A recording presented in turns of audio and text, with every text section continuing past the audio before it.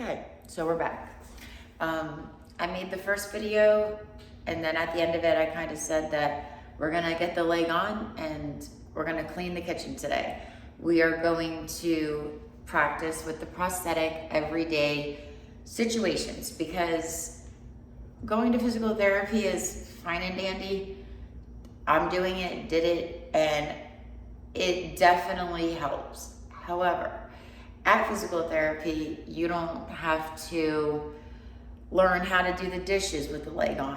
And I'll show you again, in case you didn't catch the first video, which would probably make sense if you watch, because then this would make more sense as to why I'm standing in my dirty kitchen. So I end up getting the leg on, as you can see, and it's high up, right? So any kind of bending, it's pulling. And in the original video, you could see that I had very little in there. So we're working with just maybe like somewhere in there.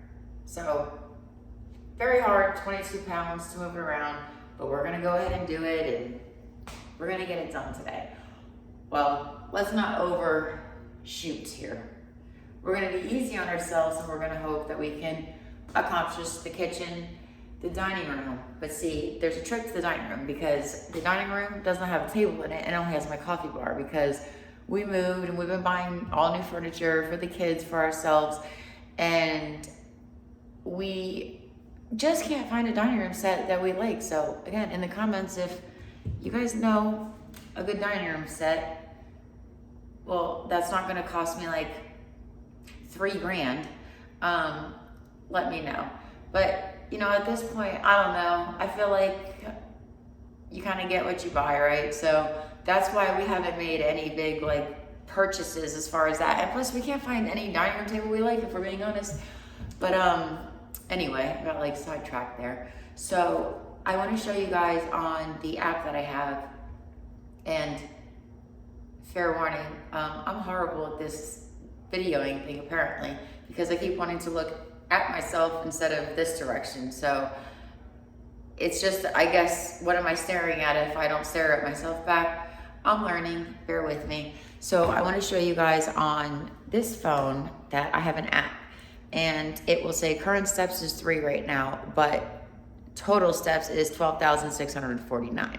So I have been walking some. So right there you can see, and these I'm going to track with you guys, and we're really going to try to put some steps in. I'm going to have to make like a realistic goal, right? I'm going to have to say, so right now I reset it, and so I took 3 steps with this leg. We will reset it and kind of base like, how many steps was it to just clean this kitchen? Different things like that. And then we'll try to make a goal of how many more steps can we get, and walks and hikes. And I love the outdoors, and my fiance and I, we are always going on walks, and that's with crutches. So the leg is another goal, and we're gonna try for that. So I will shut up, and I will go ahead and let you guys watch while I clean the kitchen with the prosthetic leg, and we'll see if we can't get the whole process done, and then flip the camera over to my dining room side and we can see that as well. Okay, I'll start here and I'll speed it up so that way it's not so slow. I don't want to go too fast because it kind of will take away from, I guess, to show you how I'm really walking. So keep in mind, again, it's sped up about 2 times. I was apparently talking to the camera there, and we're just doing a voiceover. Again, be patient with me and my editing skills, I guess you could say. It's all new to me, very foreign to me.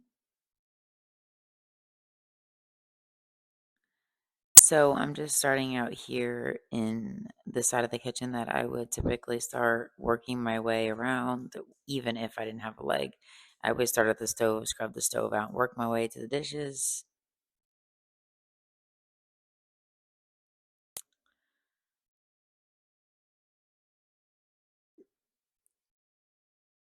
In this moment, I'm thinking, why did I leave my kitchen to do this today, but it is what it is.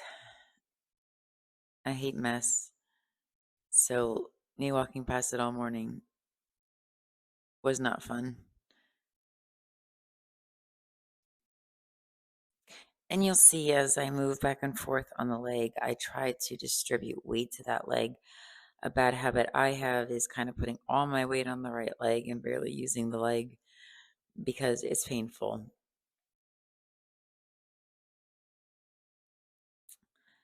So, right where that cheetah part ends there is kind of where what's digging into my groin area. And the cheetah leg itself is kind of funny because I like cheetah print. However, when I was going to a clinic for the prosthetic leg and getting it built and all of the stuff that goes into it, they asked me what design I wanted. And the girl, Alex, that worked there was super sweet and very supportive.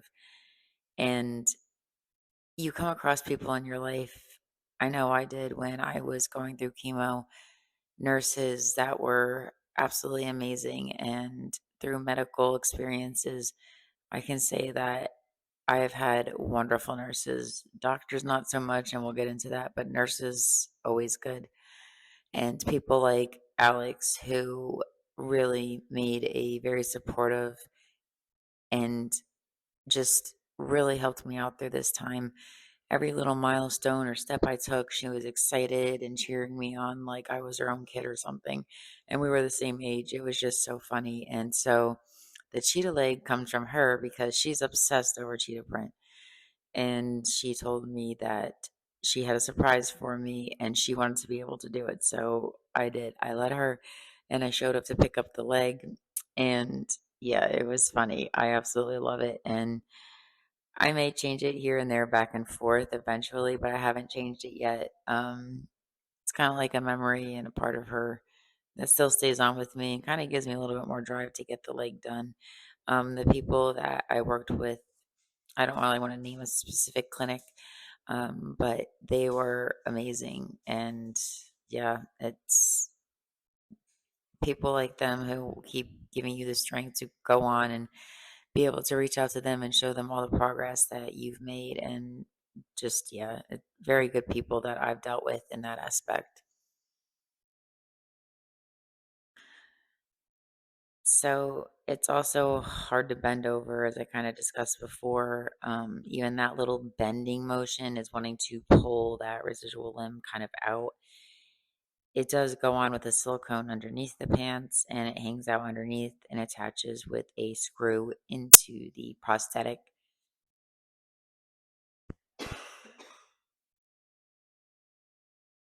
Excuse me. So you'll see me there. I'm walking without the crutch and I may lean and like grab at the counter at certain points to kind of balance so I cannot use the cane. If you notice, I'm doing that very stiff walking. That's due to me trying to just hurry up and get off that leg because it's painful. I have a bad habit of that in a physical therapy. They tried to get me just to balance on the one leg, and it's more, I don't trust it, I guess. It's just essentially a sick stick to me, and very hard to move at 22 pounds with that little bit of residual limb, like I showed you in the first video, how much I have left. So imagine trying to haul that around, trying to get it to move, trying to get it to kick, trying to get that actual knee to bend and work like a real leg. Very difficult. Um, Again, I thought I kind of put it on and just walk and like, hey, stupid, you know how to walk, and I don't mean that mean. It's kind of just a joke, but um, yeah, it doesn't really work like that. And your brain also, I went nearly 10 years without the prosthetic leg, and again, we'll get into little bits here and there as we go on and explanations onto why that is. So yeah, it's not something that my brain is used to, and you do have to teach yourself how to walk again. A lot of times I'll have my fiance walk in front of me so I can try in my head to mimic what I see because I just don't know how to walk, right? And that sounds so crazy, but it's like your brain can't communicate with your leg right, and that takes time and practice and me putting the leg on and so on and so forth. So,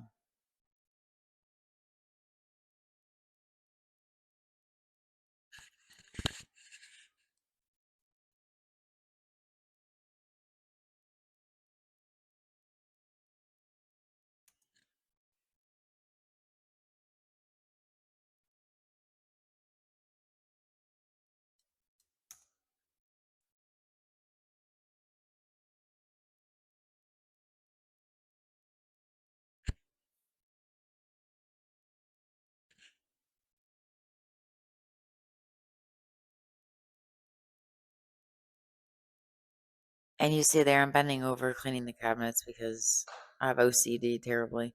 And the fact that it's left now, I feel like everything's got to be wiped down, you know? Um, I was really bad when my kids are little. I've been learning to let go of that. So we're going to keep on that process of letting go. But I definitely over clean and probably clean things, you know. Um, I don't know. I just like a clean smelling nice house. So you'll see me probably wipe that stove 3 times, but that's because it just properly wasn't clean. So I don't know. It feels good when it's clean and you can look at it and it's spotless. It makes you feel good. I put a candle wax in, it smells good. Makes you feel better, makes you feel more productive. I always had a hard time with cleaning the oven and then not wanting anybody to touch it afterwards. That's why I don't really like, cleaning right here in the middle of the day. However, I've had to let that go and realize that there's always going to be a mess and that we will clean it back up and everything is going to be okay.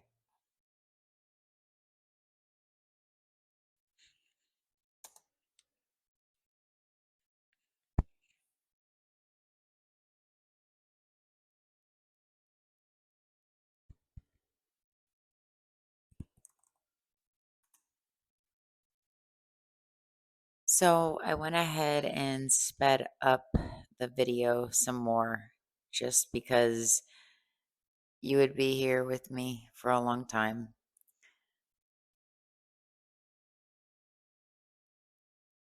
You'll see me move around, and some of it is very pirate-like walking. The little short distances actually kill me more than the longer walking. It's harder to build up like a momentum and a stamina kind of idea. So like my one little step usually is like my practice step. So moving back and forth like that is difficult. We're trying the best we can though.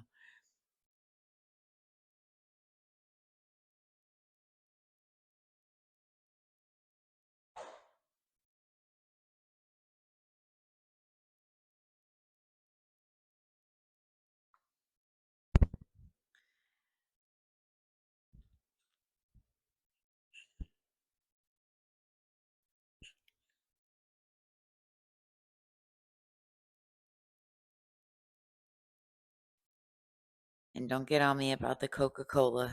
I'm a horrible water drinker. I'm learning. My daughter actually got me a Stanley Cup because she said that I need to start drinking water. And that was kind of when I was going to the gym. I was like, man, I should probably start drinking some water. I just really do not like the taste of water. Can anybody else agree to that or relate to that? I guess would be better. Leave in the comments down below if you just don't like water. I just think it tastes like if I could picture what toilet bowl water tastes like, I picture that to be what it tastes like. I'm a soda and coffee drinker, so not good. Although I'm doing much better with my water intake. I also suffer from migraines very bad, and my doctor likes to let me know that it's because I don't consume any water either, on top of other issues. So I'm working on the water. I'll probably end it here in the talking of the video and kind of just let you finish out watching if you'd like. And if you guys would like to subscribe, comment down below any more different content that you'd like to see. Oh, I think my camera died there as I'm watching. Or no, I think I got a phone call, I believe, and it kind of cut out. So I end it here too. My plan was to vacuum my kitchen, mop it. However, my fiance came home early from work and I had to use the restroom, and this is a problem that will come up. We'll discuss that more. It's very difficult going to the restroom with the prosthetic leg on. So I typically remove it and keep the silicone, but sometimes that doesn't always work, right? And not to get too much, I guess, personal, but sometimes you may pee on it a little bit, so you want to kind of take it off. However, if you take it off, you're going to have a hard time getting it on. And in public, or if I was to be out, that wouldn't be something that would probably work for me. So, again, very difficult. And after using the restroom and coming back and putting the leg on, it actually became more painful because when I take it off, kind of all the blood rushes and all the feeling and the nerves and all the phantom pain I'm experiencing just kind of floods all back.